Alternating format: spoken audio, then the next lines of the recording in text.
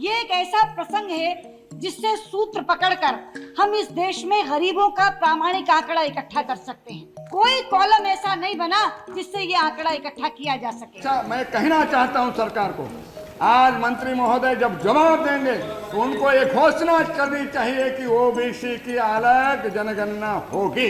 ये थे गोपीनाथ मुंडे। साल 2010 में जब सदन में जनगणना के दौरान ओबीसी की गिनती को लेकर विपक्षी दल कांग्रेस पर दबाव बना रहे थे, तब सदन में डिप्टी लीडर मुंडे और विपक्ष की नेता सुषमा स्वराज ने यही सब कहा था। उनके पीछे अनुराग ठाकुर बैठे दिख रहे हैं, वही ठाकुर जिन्होंने बीते साल जब ओबीसी की गणना की मांग उठी तो ये कहा, ओबीसी की बात, जनगणना की बात बहुत की जाती है। माननीय सभापति जी, जिसकी जात का पता नहीं वो गणना की बात करता है। ठाकुर ही नहीं, कमोबेश पूरी भाजपा का अब यही स्टैंड है।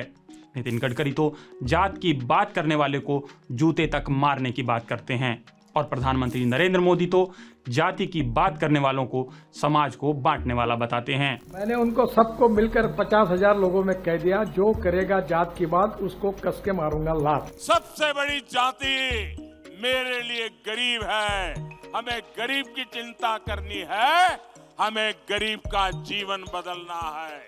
कांग्रेस ने समाज को जाति के आधार पर बांटने का ही काम किया है ताकि इनका वोट बैंक सुरक्षित रहे। तो जाति की जनगणना पर भाजपा का स्टैंड क्या है, अब आप ही तय करिए। पर आज मैं जाति नहीं, धर्म से जुड़े एक अहम मुद्दे की बात करने आया हूं। वो है वक्फ का मुद्दा। कुछ तथ्यों के जरिए हम इस मुद्दे पर भाजपा के रुख को समझने की कोशिश करेंगे। वक्फ अरबी भाषा का शब्द है। इसका मोटा सा मतलब है अल्लाह या खुदा के नाम पर धर्मार्थ यानी परोपकार के लिए दिया गया परमानेंट दान। अब दान में जमीन, जायदाद या कोई भी चीज दी जा सकती है, लेकिन इन दिनों असल झगड़ा वक्फ के नाम पर हुई जमीनों का चल रहा है। वक्फ कानून की असल कहानी भारत में आज़ादी के बाद शुरू हुई। जवाहरलाल नेहरू की सरकार में 12 मार्च 1954 को लोकसभा से पहला वक्फ एक्ट पास हुआ। यहीं से राज्यों में वक्फ बोर्ड के गठन का प्रावधान शुरू हुआ। उसके बाद 1959, 1964, 1969 और 1984 में इसमें कुछ बदलाव हुए। इसके बाद 1995 और 2013 में पारित कानूनों में बड़े बदलाव सामने आए और फिर 2014 में नरेंद्र मोदी जी देश की सत्ता में आ गए। तब से इस देश का आधा वक्त इसी बहस में निकल रहा है कि नेहरू के जमाने से अब तक कांग्रेस ने क्या क्या गड़बड़ की है, जिन्हें मोदी और शाह की अगुवाई वाली भाजपा नीति सरकार अब पलटने में जुटी है। वक्फ को ही ले लीजिए। भाजपा का प्रमुख तर्क ये है कि अगर 2013 में कांग्रेस वक्फ एक्ट में बदलाव नहीं करती तो साल 2025 का उन्हें कानून लाने की जरूरत ही नहीं पड़ती। वक्फ का 2013 का अमेंडमेंट न किया होता तो ये बिल लाने की शायद जरूरत न पड़ती। हमारे मन में सवाल आया कि क्यों ना नए कानून के आलोक में भाजपा और वक्फ बिल के इतिहास पर एक नजर डाली जाए। साथ ही समझा जाए कि कांग्रेस ने वक्फ बिल के इस सफर में क्या वाकई तानाशाही की है जैसा भाजपा दावा कर रही है। तो चलिए एक एक कर भाजपा नेताओं की जुबान से ही प्रमुख बदलावों और सदन के दोनों सदनों में किए गए दावों की फैक्चुअल पोजीशन चेक करते हैं।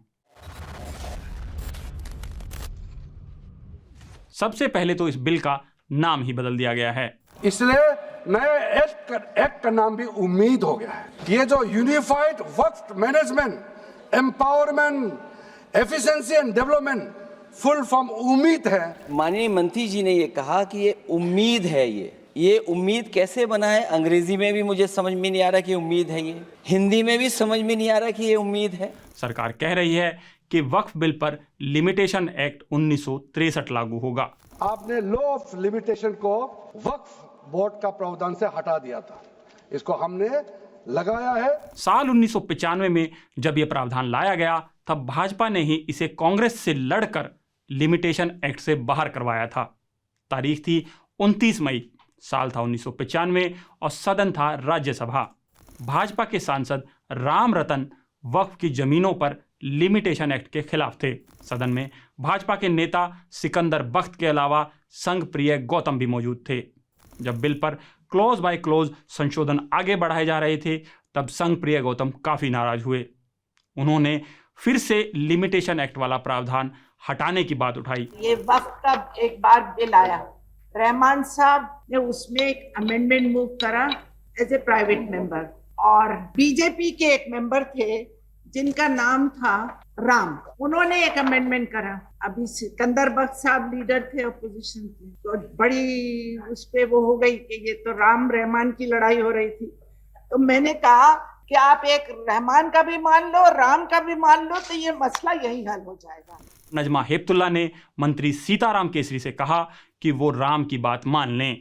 उसके बाद साल 1995 के एक्ट के सेक्शन 107 में साफ साफ लिखा गया कि वक्फ प्रॉपर्टी पर लिमिटेशन एक्ट लागू नहीं होगा, लेकिन अब भाजपा कह रही है कि लागू होगा।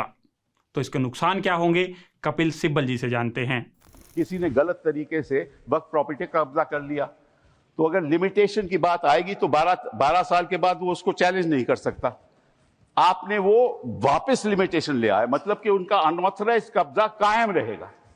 तो ये तो आप इंक्रोचमेंट्स का साथ दे रहे हो। मंत्री साहब ने लोकसभा में कहा कि वक्फ बोर्ड किसी भी प्रॉपर्टी को अपनी जमीन डिक्लेयर कर देता था, वो प्रावधान अब हमने हटा दिया है। राज्यसभा में तो मंत्री जी 2 कदम आगे चले गए। कोई भी प्रॉपर्टी हो, उसका एक टाइटल होने के लिए कोई डॉक्यूमेंट चाहिए, कोई रजिस्ट्रेशन चाहिए, कोई प्रूफ तो चाहिए। अगर हम वर्बली कह देंगे कि इतने साल पहले, 500 साल पहले हमारा बाप दादा या फलाना फलाना ने ऐसा किया था, ये जमीन, ये हमारा वक्फ जमीन है, तो ठीक आप क्लेम कीजिए, मगर कुछ तो दिखाना पड़ेगा सर, कुछ डॉक्यूमेंट होना पड़ेगा। तो वक्फ बाय यूजर, ये जो हमने ऐसे आप आर्बिट्ररी नहीं कर सकता है। साथ साथ सेक्शन 40 में वक्फ बोर्ड किसी भी जमीन को अगर क्लेम करता है तो सीधा सीधा वक्फ बोर्ड डिक्लेयर किया जाता था, उसको हमने हटा दिया है। वक्फ बाय यूजर यानी सेक्शन 3 का क्लोज आई। इतिहास बताता है कि यह साल 1954 से वक्फ में था। फिर साल 1984 में इसमें एक अहम बात जोड़ी गई, जो साल 2013 के प्रावधान तक ज्यों की त्यों रही, जिस पर इतने सालों में भाजपा को कोई आपत्ति नजर नहीं आई। वो बात थी, यदि कोई वक्फ उपयोग के आधार पर बना हो तो वह वक्फ केवल इस कारण से समाप्त नहीं हो जाएगा कि उसका उपयोग होना बंद हो गया है, चाहे उपयोग बंद हुए कितना भी समय बीत गया हो। यानी वक्फ तो हमेशा वक्फ ही रहेगा। 28 जनवरी 1998 को सुप्रीम कोर्ट ने भी अपने एक फैसले में यही कहा था। कानून के अलावा भाजपा के इतिहास पर नजर डालते हैं तो हमें साल 2010 से 2013 के बीच शाहनवाज हुसैन और मुख्तार अब्बास नकवी साहब की कई तकरीरें मिलती हैं। नकवी तो बोर्ड की माली हालत के बहाने कांग्रेस से यहां तक पूछ रहे थे कि वक्फ की जमीन का रिकॉर्ड आप कैसे मांग सकते हैं। हमें यह नहीं पता आज स्टेट के वक्फ बोर्ड का क्या हालत है। वहां पे सर ऑफिस में जो बेचारा क्लर्क काम करता है उसको तनख्वाह नहीं मिलती। उसके ऑफिस में कुर्सियां जो हैं वो बाबा आदम के जमाने की मिलेंगी, एक छट्टा जो है वो टूटा होगा तो दूसरा जो है कील से ठुका होगा। आप कहते हैं कि वक्फ प्रॉपर्टीज का रिकॉर्ड कहां मिलेगा? रिकॉर्ड भैया। सभापति महोदय, इन तमाम सवालों के साथ हम इस कानून को बनाने जा रहे हैं। एक अच्छी पहल है। हम मानते हैं कि कुछ नहीं से आप कुछ तो करने की शुरुआत कर रहे हैं, जिसको कि अटल बिहारी वाजपेयी जी ने जिसको शुरू किया था। अमित शाह ने कहा कि वो ट्रिब्यूनल को ताकत देने वाले फैसले को खारिज कर रहे हैं, यानी अब ट्रिब्यूनल का फैसला अंतिम नहीं होगा, उसकी स्वायत्ता वैसी नहीं रहेगी। ये अलग बात है कि साल 2013 में खुद भाजपा नेता नकवी ने ही ट्रिब्यूनल को ताकतवर बनाने की मांग की थी। अपील का प्रावधान वर्तमान में अधिनियम में ट्रिब्यूनल के निर्णय के खिलाफ अपील करने का कोई प्रावधान नहीं। कोई भी फैसला मान्यवर कायदे की कोर्ट से बाहर कैसे हो सकता है? नागरिक ग्रीवेंसेस लेकर कहां जाएंगे?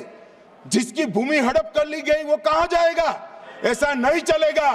आपकी वोट बैंक के लिए आपने किया था, हम खारिज कर रहे हैं। आप कह रहे हैं कि सारी जो प्रॉपर्टी से रिलेटेड इश्यूज हैं, वक्फ से रिलेटेड इश्यूज हैं, वो ट्रिब्यूनल जो है उसमें हाई कोर्ट या सुप्रीम कोर्ट के रिटायर्ड जज होने वाले हैं, तो वो तय करेंगे। अब आप जो है वो फिर स्टेट गवर्नमेंट को कह रहे हैं कि कोई विवाद अगर बोर्ड से रिलेटेड संबंधित हुआ तो उसका अंतिम निपटारा राज्य की सरकार करेगी। यानी कि आपने फिर जो है वो राज्य की सरकार को एक तरह से वक्फ की नकेल थमा दी। अब सारे प्राधिकरण हैं, कोई स्वतंत्रता स्वायत्तता की बात नहीं हुई है इसमें। नकवी से पहले 2010 में शाहनवाज हुसैन ने भी वक्फ बोर्ड को ताकत देने की मांग की थी और कहा था कि भाजपा ने कर्नाटक में ऐसा कर दिखाया है, कांग्रेस कब करेगी। इसमें आपने इस बात का जिक्र नहीं किया कि क्या वक्फ बोर्ड को भी इतनी ताकत देंगे कि उसकी नाजायज जमीन पर कोई कब्जा नहीं कर सके। और कई स्टेट हैं, जैसे मैडम हमारा ही राज्य है कर्नाटक, तमिलनाडु, इन लोगों ने ऑलरेडी ये ताकत दी है, ये दांत दिए हैं उससे। क्या कर्नाटक गवर्नमेंट जैसा अधिकार आप और सरकारों को देने का काम करेंगे? आपने ध्यान से देखा हो तो शाहनवाज जी के पीछे अनुराग ठाकुर और निशिकांत दुबे बैठे हैं, जो इस बार जब वक्फ बोर्ड पर चर्चा हो रही थी तो उसकी इसी ताकत के बारे में कुछ और ही फरमा रहे थे। चाहे 1964 की बात हो, 69 की बात हो, उसके बाद एक के बाद दूसरे संशोधन आए, 95 से लेकर 2013 तक इन्होंने इस कानून को इतना ऐसा बना दिया कि इसको चुनौती देने तक का भी हक कहीं नजर नहीं आता था। ना कोई ऑडिट, ना कोई निरीक्षण, बस भूमि अधिग्रहण की बात। आपने मुसलमानों को एक अलग कानून दे दिया। ये पूरी दुनिया में कोई मुस्लिम कंट्री भी ऐसा नहीं है जिसने कि वक्फ को इस तरह का अधिकार दिया हुआ है। क्या आप भारत को एक मुस्लिम कंट्री बनाना चाहते हो? कि तू दरिया में तूफान क्या देखता है, तू दरिया में तूफान क्या देखता है, खुदा है निगहबान क्या देखता है। तू हाकिम बना है तो इंसाफ भी कर, तू हिंदू मुसलमान क्या देखता है। हमारे यहाँ भारतीय जनता पार्टी के चुनावी मैनिफेस्टो में था कि अगर हम सरकार में आएंगे तो नाजायज कब्जा को रहमान खान कमेटी की जो रिपोर्ट है उसको लागू करेंगे। तो मेरा, रहमान खान भी आपके हैं, मेरा आपसे अनुरोध है कि आप कुछ मत कीजिए, हम पर एहसान मत कीजिए, हमारी वक्त की जायदाद हमें लौटा दीजिए, हम अपनी तकदीर अपने हाथ से लिख लेंगे। शाहनवाज हुसैन सदन में मांग कर रहे थे तो नितिन गडकरी इसी दौर में मनमोहन सिंह को वक्फ की जमीनों से कब्जा हटाने के लिए पत्र लिख रहे थे और नकवी साहब भाजपा की तरफ से वक्फ कॉन्फ्रेंस में ये सब कह रहे थे। ये सरकार की जिम्मेदारी है, सरकार कानून बनाए और ऐसे कानून बनाए जिन्होंने नाजायज जो है वो वक्फ की प्रॉपर्टीज पे कब्जा किया वो वापस करें और वापस करने के बाद उसका सही इस्तेमाल हो। वक्फ की जमीन पर कब्जा करने वालों और सजा का जिक्र हुआ तो माननीय अमित शाह ने लोकसभा में लालू यादव जी को याद कर लिया। लालू प्रसाद जी, आज आरजेडी के सारे सदस्य बोले जब 2013 का अमेंडमेंट आया, लालू जी ने क्या कहा? खैर आप तो लाइए, इसको पास हम लोग कर देते हैं संशोधन आपका, लेकिन आगे से कड़ाई के साथ जो भी बंडियां बना रहे हैं इसको संवैधानिक अधिकार दीजिए और काउंटेबल ऑफेंस करिए। अगर कोई बेचता है सो, और जो कब्जा किए हुए है सो, और ये सारे लोगों को क्रिमिनल मतलब नॉन अवेलेबल इसको नहीं बनाइएगा तब तक आपका ये खंता पूर्ति ये होता रहेगा। इसके बाद साल 2013 के वक्फ एक्ट में लिखा गया कि जो भी आदमी वक्फ बोर्ड की संपत्ति पर नाजायज कब्जा करेगा, उसे आगे बेच देगा, वो 2 साल तक की सजा का हकदार होगा और ये अपराध गैर जमानती होगा। लालू जी ने कहा था एक कड़ा कानून लाइए। अब लोकसभा में पास हुए कड़े कानून पर नजर डालते हैं तो कानून में कड़ी सजा को सिर्फ सजा कर दिया गया है और साथ ही गैर जमानती वाली शर्त तो पूरी तरह हटा दी गई है। एक और शर्त हटाई गई है, वो है चेयरमैन को हटाने की शर्त, जिसे पहले अविश्वास प्रस्ताव के जरिए हटाया जा सकता था। दिलचस्प बात यह है कि साल 1995 में जब वक्फ बिल पर बहस हो रही थी तो भाजपा के ही बंडारू दत्तात्रेय ने इस अविश्वास प्रस्ताव का प्रस्ताव रखा था। कहा था कि बिल अच्छा है, तुरंत पास करना चाहिए। Just like as our bodies are there, the majority, the no confidence motion should be there. 2/3 members, if they oppose, the no confidence must be there. Suppose because of any misappropriation, any illegal activity, like that if comes, sir, the seriousness of the nature of the chairman, you must also amend this to removal of the chairperson. And overall, what I feel is, sir, this because the bill is a welcome one. It should be immediately passed. 14 में चुनाव आने वाला था, 13 में रातों रात तुष्टीकरण करने के लिए वक्फ कानून को एक्सट्रीम बना दिया गया। मुझे भी बहुत ताज्जुब हुआ कि ये पास कैसे जबरदस्ती करवाया है। 2013 में वक्फ पे यूजर जो आपने प्रावधान डाला, उसके बाद 1970 से एक केस चल रहा था दिल्ली के अंदर में। उस समय यूपीए सरकार ने पूरा सारा जमीन को डी नोटिफाई करके वक्फ बोर्ड को दे दिया। 123 प्रॉपर्टी। साल 2013 वाला बिल अचानक से नहीं आया था। पहले वो 7 मई 2010 को लोकसभा से पास हो गया था। लालू यादव का भाषण उसी दिन का है। भाजपा की ओर से शाहनवाज हुसैन चर्चा में शामिल थे। फिर वो बिल राज्यसभा में जाकर अटक गया। बिल सेलेक्ट कमेटी को गया। सैफुद्दीन सोज अध्यक्ष हुए।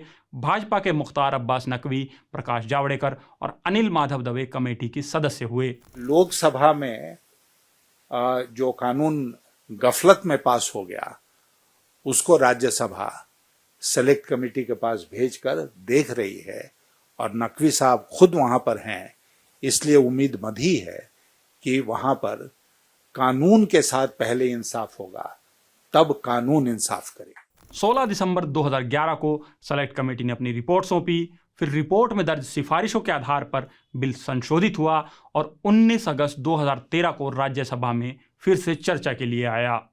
तब जावड़ेकर ने कहा कि 1995 से 2013 तक वक्फ बिल में जो भी सुधार हुआ है, उसमें प्रधानमंत्री अटल बिहारी समेत भाजपा के कई दिग्गजों का योगदान है। उस समय तत्कालीन प्रधानमंत्री अटल जी ने उसको ज्वाइंट पार्लियामेंट्री कमेटी, जिसमें अध्यक्ष थे नकवी जी, बाद में रहमान जी, और फिर आगे चला सिलसिला और फिर वो बिल होकर आया और फिर सिलेक्ट कमेटी बनी।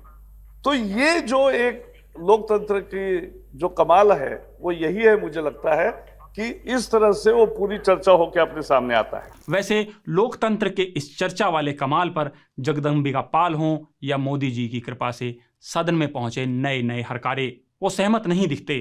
कहते हैं 1995 से 2013 तक जितने बदलाव हुए पूरी तरह एक तरफा हैं और कांग्रेस के किए हुए हैं। 1995 और 2013 में अमेंडमेंट करके इस तरीके से वक्फ बोर्ड को इतनी अनलिमिटेड पावर दी गई कि वो अनलिमिटेड पावर वक्फ बोर्ड की संविधान से ऊपर हो गया। जिसकी लाठी उसकी भैंस। कांग्रेस की सरकार ने 1995 में खास करके एक लाठी थमा दी वक्फ बोर्ड के और उनके पदाधिकारियों के पास। 2013 में उस लाठी में तेल पिला दिया गया और भी मजबूत कर दिया गया। मुझे बहुत दुख है, ज्वाइंट पार्लियामेंट्री कमेटी इसकी बनी, उसके बाद ही ये बिल यहाँ पर आया है। मैडम, मैं भी उस ज्वाइंट पार्लियामेंट्री कमेटी का सदस्य था और उस नाते उसमें जो लोगों ने भी कंट्रीब्यूट किया, बहुत अच्छे से ईमानदारी से किया। 2013 के 5 सितंबर यानी मानसून सत्र के आखिरी दिन वक्फ बिल पास हुआ। इसके बाद भाजपा ने 7 सितंबर को एक प्रेस कॉन्फ्रेंस की।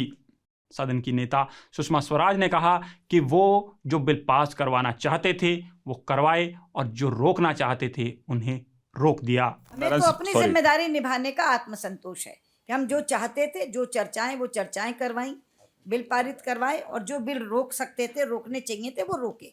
हमें तो आत्मसंतुष्टि इसलिए है। ये भी दिलचस्प है कि साल 2010 से लेकर 2013 तक जब वक्फ बिल पर सदन में भाजपा खुद साल दर साल कांग्रेस पर दबाव बना रही थी, तो सदन के बाहर वो वक्फ के नाम पर बड़ी बड़ी कॉन्फ्रेंस कर रही थी। और आज मोदी जी कहते हैं कि कांग्रेस एक झटके में बिल ले आई। देश आजाद होने के बाद 2013 तक वक्फ का कानून चलता था। 2013 के आखिर में आनंद फानंद संशोधन कर दिया ताकि चुनाव में वोट पा सके। अब मोदी जी ठीक कह रहे हैं या सुषमा स्वराज, ये आप तय करिए। हम आगे बढ़ते हैं। मानसून सत्र में ही वक्फ बिल पर चर्चा के दौरान ओवैसी ने वक्फ की जमीनों पर कब्जे का जिक्र किया। मुंबई में मुकेश अंबानी के घर से लेकर वो दिल्ली की 123 प्रॉपर्टीज के मुद्दे को सदन के पटल पर लाए। शाहनवाज हुसैन ने भी देश भर में सरकार के कब्जे वाली वक्फ संपत्तियों का जिक्र किया और कांग्रेस को कहा कि चुनावी साल है, सरकार वक्फ की जमीनें वापस करे। Mr. Mukesh Ambani, being the richest man in India, had to occupy the land of Yatim Khana. Shame on his part. That is why you must have a duly constituted board. 123 properties are in DDDA, occupation of DDDA and the Land Development Office. Sir, the irony, please understand, sir. 123 properties have been given to Waqf Board. The DDA says we are handing over to you on the rent of 1 rupee per acre. What is this job? ये 1053 property ऐसी है जो सरकारों ने कब्जा कर रखी। तो मैं चाहूंगा कि मंत्री जी जब जवाब दें तो क्या अब चुनावी वर्ष है, क्या मंत्री जी यहां से ऐलान करेंगे कि यूपीए गवर्नमेंट सेंट्रल एजेंसी जितनी भी वक्फ की जायदाद पर जो कब्जा किया हुआ है उस कब्जे को खाली करने का हम ऐलान करते हैं। कांग्रेस ने बात मान ली। 123 संपत्तियों पर से सरकारी दावा हटाने का नोटिफिकेशन जारी कर दिया। चुनाव हुआ, सरकार बदली और साथ ही बदल गई भाजपा के जज्बात। सबसे पहले तो नोटिफिकेशन को वापस लिया और अब 10 साल बाद जब वक्फ बिल पर चर्चा हुई तो देखिए क्या कुछ कहा। दिल्ली लुटियन की 123 वीवीआईपी संपत्ति कांग्रेस सरकार ने जब चुनाव मुहाने पर थे, 25 दिन दूर था, वक्फ को देने का काम कर दिया। इस मामले पर ज्यादातर तथ्य विपक्ष के सांसद इमरान से लेकर सैयद नासिर हुसैन रख चुके हैं। अब इस बारे में ये तर्क भी सुनिए। अगर कोई सरकार किसी जमीन का अधिग्रहण कर ले तो फिर उस जमीन को डीनोटिफाई करके किसी को दे नहीं सकती है। यह पहली बार कांग्रेस सरकार ने डीनोटिफाई करके देने का काम किया। अब राज्यसभा में मोहम्मद अदीब के सवाल पर दीपा दास मुंशी का अप्रैल 2013 का यानी चुनाव से पूरे 1 साल पहले का ये जवाब देखिए। भारत सरकार ने 27 मार्च 1984 को दिल्ली की 123 संपत्तियों को दिल्ली वक्फ बोर्ड को ट्रांसफर करने का फैसला लिया था, जिसे दिल्ली हाई कोर्ट में चुनौती दे दी गई। हाई कोर्ट ने 12 जनवरी 2011 को इस मामले को फिर से केंद्र सरकार पर छोड़ दिया। 18 जनवरी 2013 को उपलब्ध कानूनी राय ये है कि चूंकि इन संपत्तियों का कब्जा सरकार ने कभी नहीं लिया था, इसलिए भूमि अधिग्रहण अधिनियम की धारा 48 के तहत उक्त संपत्तियों को गैर अधिसूचित यानी डीनोटिफाई करने में कोई कानूनी बाधा नहीं है। यह राय इस आधार पर है कि वास्तव में इन संपत्तियों का कब्जा सरकार ने नहीं लिया था। फिलहाल वे दिल्ली सरकार और दिल्ली विकास प्राधिकरण से यह पुख्ता कर रहे हैं कि क्या भूमि अधिग्रहण कार्यवाही के अनुसार इन 123 संपत्तियों का कब्जा सरकार ने लिया था। हम भी जब इस मामले पर थोड़ा सा रिसर्च कर रहे थे तो 2 तथ्य सामने आए। हाई कोर्ट में इस मामले को साल 1984 में विश्व हिंदू परिषद ने चुनौती दी और मौजूदा सीजेआई यानी संजीव खन्ना उस वक्त दिल्ली हाई कोर्ट के चीफ जस्टिस थे। उन्होंने विश्व हिंदू परिषद की याचिका खारिज करते हुए मामले को सरकार पर छोड़ दिया था। एक और अहम बात, जब दोबारा से ये मामला दिल्ली हाई कोर्ट पहुंचा है तो जस्टिस यशवंत वर्मा ने भी इस पर सुनवाई की है। आपकी याददाश्त दुरुस्त हो तो ये वही जज साहब हैं जिनके घर पर बीते दिनों आग लगी थी और नोटों के बंडल जलने पर देश भर में सवाल उठे थे। वैसे सवाल तो वक्फ की जमीनों पर कब्जे को लेकर भाजपा के सामने भी समय समय पर उठाया गया है, फिर बात चाहे 2013 की हो या 2003 की, जब अटल बिहारी वाजपेयी प्रधानमंत्री थे। मुंबई से सांसद गुलाम महमूद बनातवाला वक्फ की संपत्तियों पर कब्जे को लेकर आईपीसी यानी भारतीय दंड संहिता जो तब थी में बदलाव के लिए एक प्राइवेट मेंबर बिल तक ले आए थे। बिल पर चर्चा हुई। भाजपा के थावरचंद गहलोत और राजस्थान से भाजपा सांसद रसा सिंह रावत ने बनातवाला से सहमति जताई। तत्कालीन गृह मंत्री आईडी स्वामी ने भी कहा कि बनातवाला की बात तो ठीक है, लेकिन इसके लिए आईपीसी में नहीं वक्फ एक्ट में ही बदलाव करना होगा। माननीय बनातवाला जी ने चिंता व्यक्त की है कि वक्फ संपत्ति पर अतिक्रमण हो रहा है, लोग उसका दुरुपयोग कर रहे हैं, कब्जा जमा करके और उसको निजी संपत्ति के रूप में उपयोग कर रहे हैं। ये नहीं होना चाहिए, इस बात से मैं सहमत हूँ। कुछ ऐसा प्रयास किया जाना चाहिए ताकि भविष्य में कोई भी व्यक्ति अतिक्रमण करने का दुस्साहस नहीं कर सके और वक्फ जिस उद्देश्य के लिए किया गया है उसी उद्देश्य के लिए वो काम में आवे। आईपीसी में कोई अमेंडमेंट की जाए वो कोई बहुत ठीक नहीं होगा। हाँ, वक्फ एक्ट में जो प्रोविजन दी गई है उनको और सख्त बनाया जाए। वक्फ एक्ट में कोई अमेंडमेंट की जाए, जो बहुत सारे सुझाव आए हैं उसके बारे में सोचा जा सकता है। इसके बाद बनात वाला ने अपना बिल वापस ले लिया और कहा, lot of property is Waqf property is under encroachment by the government, center, state and the local bodies. Srimati Indira Gandhi, when she was the prime minister, had suggested a formula, but even that formula is not being implemented. Please consider all these things. 23 properties here, waqf properties here in Delhi were to be transferred from the government to the waqf board. The matter is lying in the court. Please take interest and get the matter expedited. Please. Sir, with these words, I seek leave of the House to withdraw my bill and hope that the serious question will receive due attention from the government and necessary action without delay. आपको ये video कैसा लगा हमें ज़रूर बताइए और news laundry को subscribe कर लीजिए। और जाते जाते शाहनवाज जी से ये शेर सुनिए।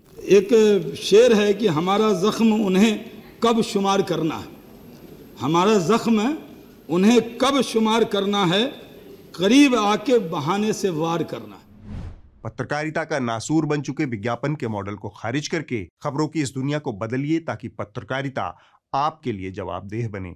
newslaundry.com/subscription पर क्लिक कीजिए और अपने मन मुताबिक पेमेंट का विकल्प चुनिए, क्योंकि हमारे सब्सक्राइबर्स का नारा है, मेरे खर्च पर आजाद हैं खबरें।